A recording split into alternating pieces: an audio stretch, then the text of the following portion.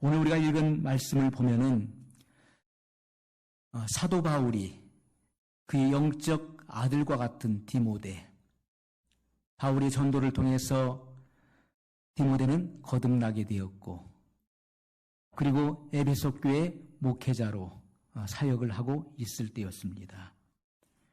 바울이 그의 영적 아들 디모데에게 권면하는 말씀은 아무에게나 경솔히 안수하지 말고, 다른 사람의 죄에 간섭하지 말고, 내 자신을 지켜 정결케 하라. 자, 이러한 권면을 하면서 이어지는 말씀이 마치 문맥이 연결되지 않는 다른 차원의 말씀을 하는 것처럼 우리가 느껴집니다. 이제부터는 물만 마시지 말고 내 비위와 자주 나는 병을 인하여 포도주를 조금씩 쓰라.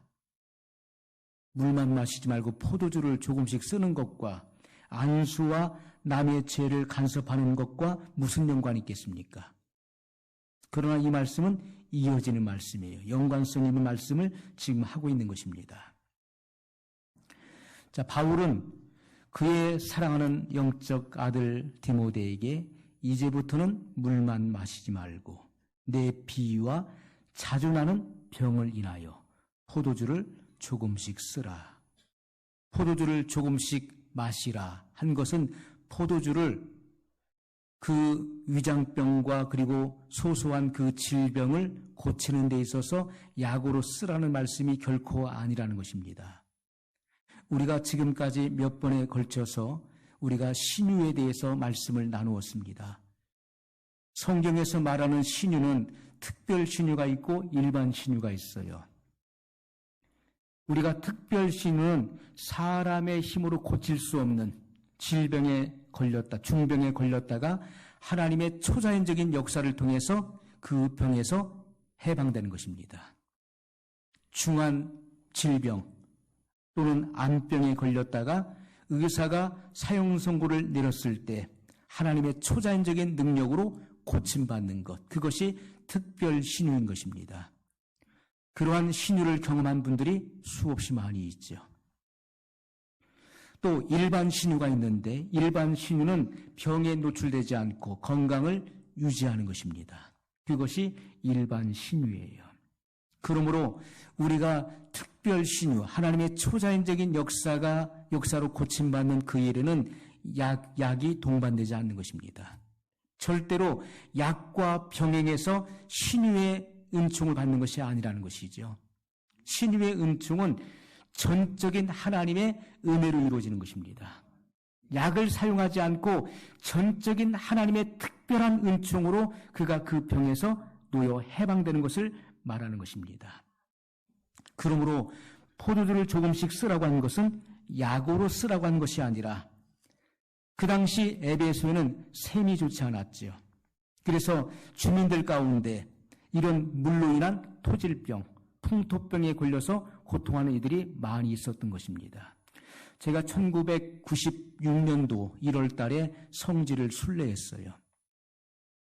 그래서 6개 나라를 순례했었는데 저희가 이집트 그리고 다른 나라도 마찬가지입니다. 제가 순례했었던 그 6개 나라를 방문했을 때 특히 이집트, 이스라엘 이런 쪽을 방문했을 때 다 우리는 물을 사서 먹었어요. 그래서 미네랄 워터를 사서 마셨습니다. 그 당시 우리는 상상도 못할 일이었어요. 우리는 수돗물을 마셨습니다. 또는 수돗물을 보리차를 타서 마셨어요. 끓여서 마셨습니다. 그 당시 우리 한국에서는 물을 팔지 않았어요. 음료수는 팔았지만은 물을 파는 것은 생각도 못했던 시절이었습니다. 그때가 지금부터 25년 전이죠. 그래서 우리가 성지를 순례하면서 물을 항상 사서 마셨어요. 그리고 물통을 준비해 이렇게 물을 미네랄 워터를 담을 수 있는 그 지갑을 준비해서 차고 다녔어요. 가는 곳마다 물을 사서 마셨습니다. 그러면서 누가 말하기를 앞으로 한국도 이를 날이 온다는 거예요. 물을 사서 마시는 날이 올 것이다. 그런데 그 당시는 잘 상상이 안 갔어요. 우리나라는 물이 좋아서 수돗물도 마실 수 있고 또는 끓여서 마시고 그러는데 과연 슈퍼나 이런 마트에서 물을 실제로 돈을 주고 사서 마실 날이 올 것인가? 근데 지금 다 우리는 물을 사서 마시고 있습니다. 그 당시에 그 호텔이나 이런 데 숙박을 하면서 그 수돗물을 받아가지고 컵에다가 이렇게 올려놓잖아요. 다음날 아침이면 석회수가 쌓이는 거예요. 마실 수가 없는 것입니다. 물이 다 오염돼서 풍토병에 걸리는 거예요. 석회수가 쌓여요. 그러니 예수님 당시에도, 초대교회 당시에도 이런 수질 때문에 풍토병에 걸려서 고통하는 이들이 많이 있었던 것입니다. 그래서 그 에베소의 산물은 포도즙이었어요. 그래서 일상의 음료 대신에, 물 대신에, 왜 물이 오염됐습니까? 그런 오염된 물을 마시지 말고 포도즙을 짜서 그 속에 그 술을, 그 알코올을 붓지 않는 것이지요. 자연 발효된 것입니다. 즙주를 말하는 거예요. 이것을 마셨던 것을 우리가 알 수가 있습니다. 자, 이 당시에 디모데는 에베소 교회 목회자로, 목사로 존속하고 있었어요. 사도 바울이 이 서신을 보낼 때는, 디모데 전서를 보낼 때는 디모데가 그 위장병과 그리고 소소한 질병을 앓고 있었던 것을 성경이 우리에게 증거해주고 있는 것입니다. 그러면 디모데가 어떻게 해서 이러한 위장병과 소소한 질병을 앓고 있었는가 하는 거예요. 그리고 바울은 내 비유와 자주 나는 질병을 인해서 물만 마시지 말고 포도주를 조금씩 쓰라고 한 이 권면의 내용을 우리가 살펴봐야 되는데, 자, 여기 디모데가 왜 위장병을 앓고 있었으며 소소한 그런 질병을 앓고 있었을까요? 그것은 22절에 그 말씀을 하고 있는 것입니다. 아무에게나 경솔히 안수하지 말고 다른 사람의 죄에 간섭지 말고 내 자신을 지켜 정결케 하라는 말씀인 것입니다. 23절 말씀과 전혀 상관이 없는 상반된 말씀 같지만은 이것은 연결성 있는 말씀인 것이죠. 디모데는 자격이 없는, 그 당시에 자격이 없는 자, 본이 되지 않는 자들에게 경솔히 안수했다는 것입니다. 안수해서 직분을 세웠던 거예요. 중직을 세운 일이 있었던 것입니다. 그리고 다른 사람의 죄에 대해서 그 중간에서 간섭한 일이 있었던 거예요. 그런 일로 인해서 그는 병을 앓게 된 것입니다. 여러분, 우리가 고린도전서에도 보게 되면 그 성만찬에 대해서 말씀하고 있어요. 성찬의 그 포도주와 그 빵은 뭘 상징합니까? 그것은 예수님의 피와 살을 상징하는 거예요. 성찬의 그 포도주는 예수님의 피를 상징하는 것이고 그 떡은 예수님의 몸, 살을 상징한다고 말씀하고 있습니다. 그러므로 누구든지 무분별하게 주님의 그 떡과 포도주를 먹고 마시는 자는 주님의 몸과 피를 범하는 것이다. 그러므로 우리 중에 자는 자들이 많고, 잔다는 것은 죽었다는 것입니다. 하나님의 징계로 죽임을 당한 거예요. 또는 질병에 노출된 자가 많이 있었다는 것이죠. 그러므로 우리가 성찬식을 우리가 쉽게 생각해서는 안 되는 것입니다. 회개도 하지 않고 그냥 성찬에 떡과 포도주를 무분별하게 먹고 마시고 술이다. 옛날 생각난다 해서 술을 마셨다가는 하나님의 징계가 임하는 것입니다. 하나님의 무서운 징벌이 임하게 되는 거예요.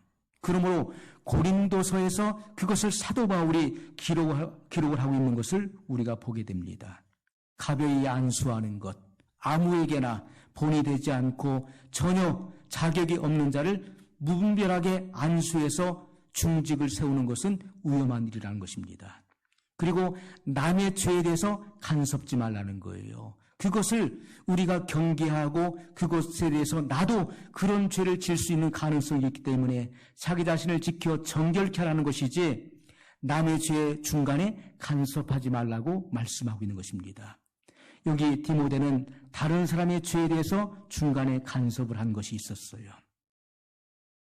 그렇기 때문에 디모데는 자기의 위가 연약해지고 그리고 소소한 질병으로 앓게 된 것을 알게 된 것입니다. 그러므로 하나님께서 나를 긍휼히 여기셔서 이 질병에서 고쳐주시기를 간절한 마음으로 기도했던 것이죠. 그리고 디모데가 포도주를 먹지 아니하고 물을 마셨던 것은 믿음으로 마셨던 것입니다. 믿음으로. 왜냐하면 디모데는 순수한 믿음의 소유자였어요. 그래서 어떤 물을 마실지라도 그것이 내게 해가 되지 않는다 라고 하는 그런 믿음으로 그는 물을 마셨던 것입니다. 그런데 영적 아버지가 되는 바울이 이 서신을 보내서 권고하는 말씀이죠. 먼저 경솔히 안수하지 말고 다른 사람의 죄에 대해서 간섭하지 말고 스스로를 깨끗이 하라. 너 자신을 돌아보아 너도 그런 죄에 빠질까 염려하고 그리고 스스로를 정결케 하라고 권면하고 있는 것입니다. 자, 그 다음에 물론 신앙으로 내가 마시는 그 물에 대해서 금하라고 명하는 것은 아니지만은 구태여 좋지 않은 물을 마실 필요는 없다는 것을 권면하고 있는 것입니다. 구태여 수질이 좋지 않은 물을 마실 이유는 없다는 것이죠. 그 물을 대신하는 포도즙을 조금씩 마시라. 이렇게 권면한 말씀인 것입니다. 결코 포도주를 약으로 사용하라는 말씀이 아니라는 것이죠. 그러므로 우리가 이 같은 말씀을 통해 볼 때 누구든지 무슨 병이 나는 것은 어떠한 질병에 걸리는 것은 사도 바울과 같이 특별한 하나님의 섭리에 의해서 하나님께서 그가 받은 계시가 너무나 크기 때문에 자고하지 않게 하기 위해서 그에게 육체의 가시, 그 사단의 사자를 두신 것 외에는 무슨 질병이 나는 것은 하나님의 거룩하심 앞에서 나의 죄든지 남의 죄에 상관했든지 양자간의 하나의 결과물인 것을 우리는 기억해야 된다는 것입니다. 하나님의 거룩하심 앞에서 나의 죄든지 아니면 남의 죄든지 남의 죄에 간섭한 죄든지 그러한 죄로 인해서 우리가 질병에 노출된다는 사실을 기억할 수 있어야 되는 것이죠. 그러므로 사도 바울은 디모데에게 너 스스로를 깨끗하게 하라. 거룩하신 하나님 앞에서 스스로를 살펴보라고 말씀하고 있어요. 마시는 물이라도 주의하면 주님께서 완전히 치료해 주실 것을 믿는 그 확신에 기록된 편지인 것입니다. 여러분, 우리가 그 안수라고 하는 것은 굉장히 중요한 것이죠. 안수는 내게 있는 것을 내게 준다는 거예요. 전가시키는 거예요. 전가시킨다. 내게 있는 것을 타인에게 전가시키는 거예요. 그렇기 때문에 안수는 굉장히 중요합니다. 구약시대에 예수님의 그 모형으로 예수님의 예표로서 흠없는 1년 미만의 발정기가 돌아오지 않은 1년 미만의 짐승이 죽임을 당했어요. 그럴 때 죄를 진 사람이 그 짐승을 끌고 제사장 앞에 옵니다. 그 번제단 앞에서 내가 그 짐승의 머리 안수할 때 내 죄가 그 짐승에게 전가되는 거예요. 그리고 그 짐승은 내 죄를 짊어지고 죽는 것입니다. 그 짐승이 피를 흘려 죽을 때 내 죄가 용서를 받은 거예요. 그 짐승이 피를 흘려 죽임을 당하고 태워진 것입니다. 하나님 앞에 상달될 때 내 죄가 용서를 받았다는 것이죠. 그것은 구약에 장차 이 땅에 오셔서 인류의 죄를 대속할 예수 그리스도의 예표요 그림자였던 것입니다. 예수님께서는 때가 참에 이 땅에 오셔서 인류의 죄를 다 짊어지시고 십자가에 죽으셨어요. 그러므로 하나님께 나아갈 수 있는 새롭고 산 길을 열어놓으신 것입니다. 휘장 가운데로 열어놓으셨어요. 휘장은 지성소와 성소를 막고 있는 그 휘장은 예수님의 육체를 가리키며 말씀하고 있어요. 십자가에서 그 육체가 찢어지심으로 지성소, 하나님을 만나는 은밀한 장소인 지성소로 나갈 수 있는 새롭고 산 길이 열렸던 것을 성경이 기록하고 있는 것입니다. 여러분, 우리가 그 안수라고 하는 것, 경솔히 안수하지 말라. 남의 죄에 간섭하지 말아라. 그것을 인해서 내가 얼마든지 병에 노출되는 것이다. 여러분, 오물이 있는데 내가 길을 지나는데 저 오물이 있어요. 그럼 어떻게 해야 되겠습니까? 오물이 있으면 피해가면 되는 거예요. 그런데 굳이 저 오물을 어찌할꼬 내가 없애버려야 되겠다. 그래서 큰 돌을 들어가지고요, 그것을 던져보십시오. 그 오물에 던지는 순간에 그 오물이 내게 튀는 거예요. 튀어서 내가 더럽혀지는 것입니다. 간섭하지 말라는 거예요. 간섭하면 그것이 튀게 되는 것입니다. 경솔히 우리가 안수함으로써 어떻게 됩니까? 그 사람의 그 죄를 내 몸에 짊어지게 되는 것입니다. 그래서 질병에 노출되는 거예요. 하나님의 징계가 임한다는 사실이에요. 그러므로 우리가 사도 바울이 권면하고 있는 이 말씀을 우리가 분명히 알아야 되는 것이고요. 바울의 서신 속에서 디모데에게 지금 권면하는 이 말씀 속에 담긴 논리와 체계를 자세히 살펴보면 성령의 조명으로 분명히 우리가 알 수 있는 내용인 것입니다. 어떤 이들은 신유의 은사를 믿지만, 신유의 능력을 믿지만은 이 포도주는 다만 건강보조식품으로 사용하도록 한 것이다, 이렇게 주장하는 사람도 있어요. 그러나 그렇지가 않다는 것입니다. 다만 그 당시에 그 땅의 수질이 좋지 않아서 풍토병을 불러일으키기 때문에 그 물을 마시는 것보다는 포도주를 조금씩 사용하라고 권면한 것입니다. 물을 대용한 것이죠. 어떤 사람들은 이 포도주를 술로 해석합니다. 포도주는 술이다. 그래서 술은 취하지 않게 마시면 죄가 되지 않는 것이다. 그래서 어떤 이들은 맥주를 술처럼, 아니 물처럼 마시는 이들도 있어요. 믿는 자들 중에서 맥주는 그것은 술이 아니야, 그건 물이야, 물처럼 사다 놓고 마시는 이들도 있는 것입니다. 술을 마시는 나쁜 습관을 고치지 않는 것이죠. 여러분, 술을 마시는 사람이, 술을 즐겨하는 사람이 신앙이 신실하고 독실한 걸 보셨습니까? 그렇지가 않은 것입니다. 우리가 성경에 나시린의 규례가 나옵니다. 나시린은 하나님께 자기를 바친 사람이에요. 나시린의 규례를 보게 되면 거기는 독주를 마시지 않습니다. 소주를 마시지 않게 돼 있는 거예요. 머리털을 밀지 않았죠. 소주를 먹지 않았어요. 마시지 않았다라고 분명히 기록되어 있는 것입니다. 여러분, 술을 마시게 되면 위가 좋은 사람도 위를 버리게 된 것입니다.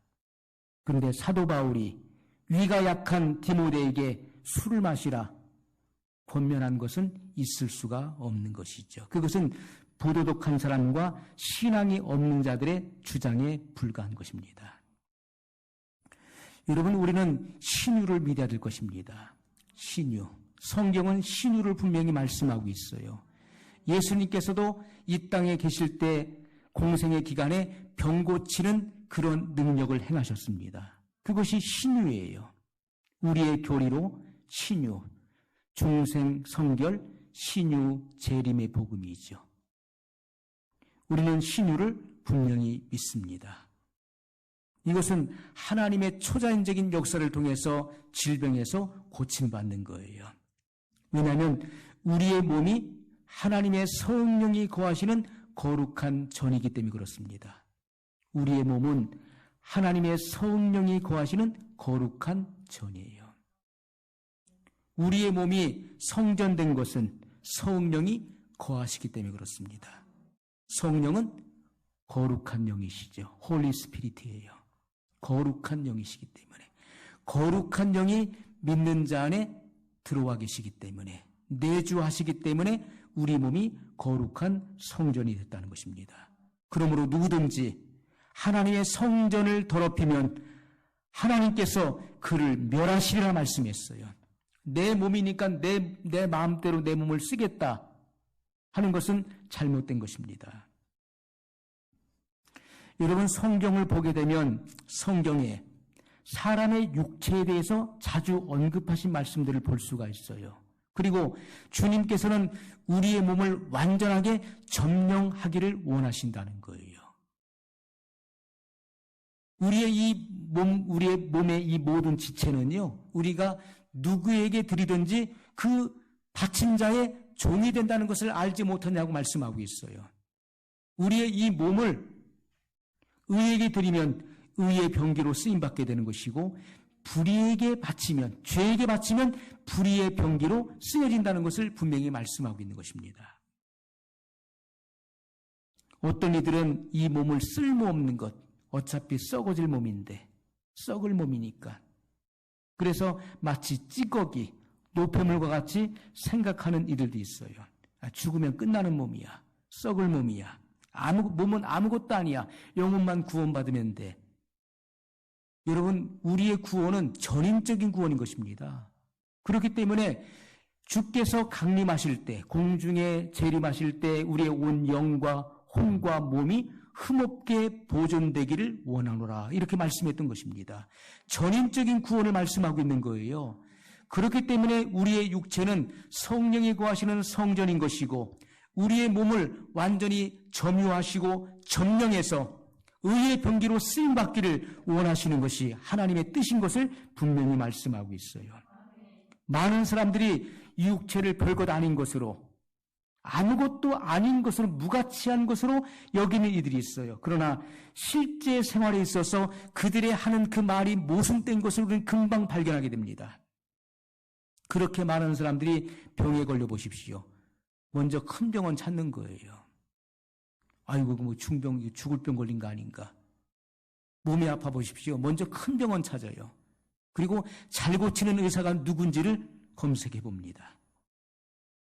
그리고 몸에 좋다는 식품과 약은 다 갖다 먹어요.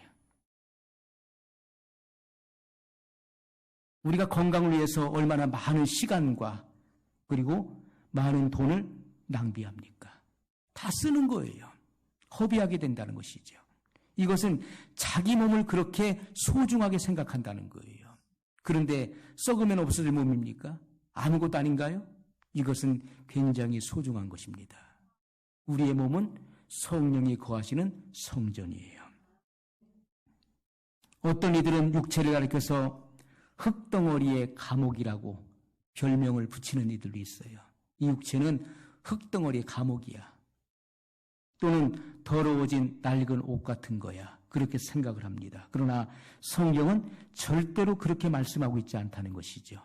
빌립보서 3장 21절에 보면 그가 만물을 자기에게 복종케 하실 수 있는 자의 역사로 우리 낮은 몸을 자기 영광의 몸의 형체와 같이 변케 하시리라. 우리의 몸은 낮은 몸이라고 표현하고 있어요. 낮은 몸은 비천한 몸을 말하는 거예요. 왜요? 우리의 이 육체로 죄를 짓잖아요. 연약해서 죄를 져요. 하나님 말씀에 불순종해요. 그렇기 때문에 우리의 낮은 몸이라, 비천한 몸이라 이렇게 표현한 것입니다. 하나님 말씀을 거역하고 몸으로 죄를 짓고 불순종하는 거예요. 하나님 말씀 듣고서 결국은 내 뜻과 내 의지대로 살아버리는 거예요. 이렇게 연약성을 가지고 있기 때문에 우리 낮은 몸이라, 우리의 비천한 몸이라. 그러나 우리 낮은 몸을 자기 영광의 몸의 형체와 같이 변케 하시리라. 예수님의 부활의 몸과 같이 영화의 몸을 입게 하신다라고 말씀하고, 언제요? 예수님께서 공중에 재림하실 때. 자, 이것을 우리에게 말씀하고 있는 것입니다. 그러므로 우리의 몸은 영화의 몸을 입을 몸인 것입니다. 우리의 몸은 예수님께서 오실 때 변화될 몸이에요. 그래서 이 몸을 내 마음대로 관리해서는 안 돼요. 몸에다 낙서해서도 안 되는 것입니다. 여기에 문신을 새기고 해서 하는 것도 성경에 금하고 있는 것입니다. 내 마음대로 이 몸을 사용해서는 안 되는 거예요. 몸을 병들게 해서도 안 된다는 것입니다. 흠없게 보존되기를 원하신다라고 말씀하고 있어요. 로마서 12장 1절에 보면 그러므로 형제들아 내가 하나님의 모든 자비하심으로 너희를 권하노니 너희 몸을 하나님이 기뻐하시는 거룩한 산 제사로 드리라. 이는 너희의 드릴 영적 예배니라. 이렇게 말씀했어요. 우리의 몸을 하나님이 기뻐 받으시는 거룩한 산 제사, 거룩한 산 제물로 바치라는 거예요. 이것이 너희의 드릴 영적 예배니라. 우리의 생활 예배인 것을 분명히 말씀하고 있어요. 그러므로 예배는 오늘 이곳에서 구별된 장소에서 예배를 드린 것으로 여러분 예배를 다 책임을 완수했다고 생각하면 안 되는 것입니다. 이곳에서 우리는 함께 믿는 무리들이 모여서 하나님을 예배하고 그리고 거룩한 말씀을 받습니다. 그리고 바로 우리 생활 예배로 이어지는 거예요.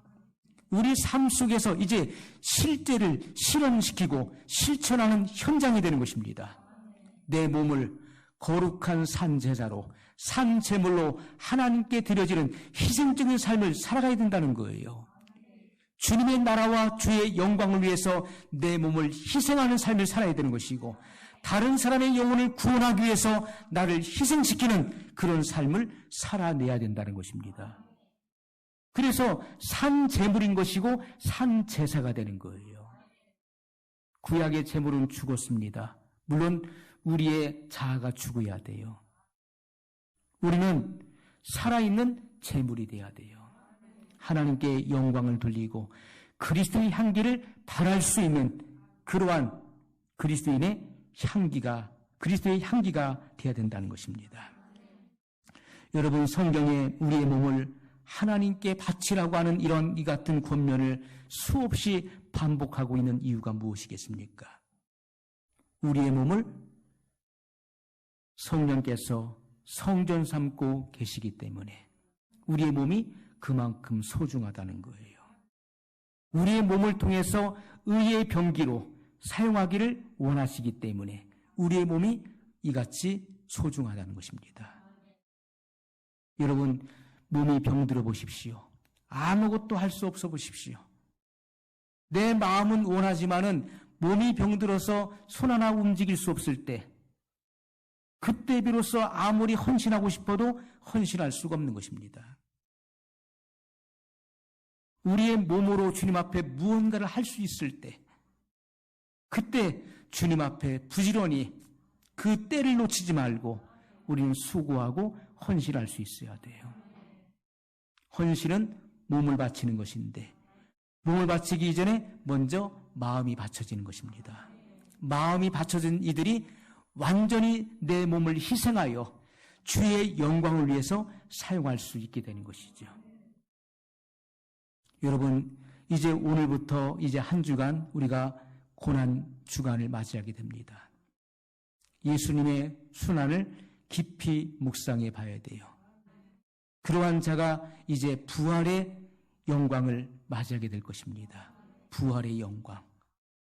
주님의 부활이 왜 소중한지를 우리는 깊이 묵상해야 돼요. 예수님께서 죽은 자들 가운데서 잠자는 자들 가운데서 부활의 첫 열매로 나오셨어요. 그러므로 그를 믿는 자는 죽어도 살겠고 살아서 믿는 자는 영원히 죽지 않는 그러한 영광을 얻게 된다는 것입니다. 우리는 예수님과 같이 우리의 낮은 몸이 비천한 몸이 부활의 몸을 입게 될 것입니다. 영광의 몸, 영화의 몸을 입게 될 것이고 그래야만 구름 속으로 끌어올려 공중에서 예수님을 독대할 수 있는 거예요. 예수님의 영광의 모습을 우리가 보기 위해서는 예수님과 동질이 되지 않고서는 주님을 얼굴과 얼굴을 맞대어 볼 수가 없는 것입니다.